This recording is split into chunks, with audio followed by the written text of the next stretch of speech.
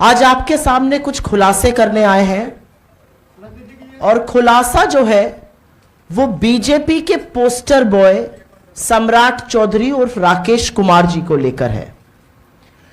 पूरे विश्व में बिहार की, भारत की ख्याति सम्राट अशोक के नाम से जानी जाती है, लेकिन महामानव के जो जादूगर हैं वो सम्राट चौधरी जी हैं। नरेंद्र मोदी और अमित शाह के चहेते सम्राट चौधरी जब मर्जी चाहते हैं 12-15 वर्ष अपनी उम्र बढ़ा लेते हैं, जब मर्जी चाहते हैं अपनी उम्र घटा लेते हैं। सहूलियत के अनुसार उनकी उम्र घट और बढ़ रही है। काश ऐसा वरदान हम सबको प्राप्त होता, लेकिन हमें प्राप्त नहीं है, क्योंकि हम लोग महामानव और नॉन बायोलॉजिकल के लोग नहीं हैं। अगर होते तो शायद हम भी ऐसे ही अपनी उम्र घटाते बढ़ाते रहते। इस बार के चुनावी हलफनामे में उन्होंने अपनी उम्र 56 वर्ष घोषित की है। उनका कहना है कि वो 1968 में पैदा हुए थे। आपसे बस थोड़ा सा फिगर सुनने का अनुरोध करती हूं।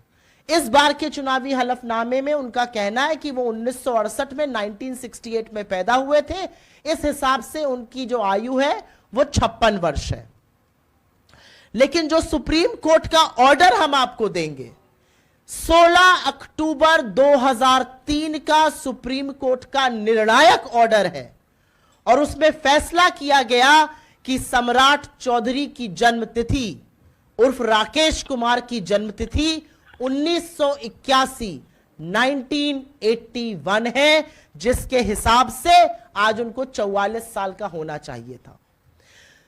सुप्रीम कोर्ट के 16 अक्टूबर 2003 के ऑर्डर ने सम्राट चौधरी को अयोग्य घोषित किया था। उनके 2000 के परबत्ता से निर्वाचन को रद्द किया गया था और इसी सब के चलते उनको मंत्री पद से भी इस्तीफा देना पड़ा था। आप प्रबुद्ध लोगों को याद होगा 1999 में वो मंत्री बन गए थे, तब वो एमएलसी नहीं थे, एमएलए नहीं थे।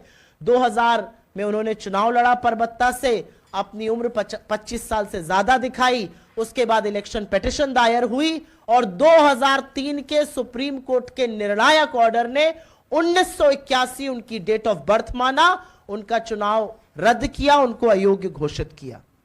आपको पुनः याद दिला दूं, 1995 में तारापुर में हत्याकांड हुआ था, ये भी उसमें संलग्न थे और इन्होंने रिटन में एफिडेविट देकर बोला था कि 1995 में ये मात्र 15 वर्ष के थे, ये नाबालिग थे और इसी आधार पर इनको बेल मिली थी।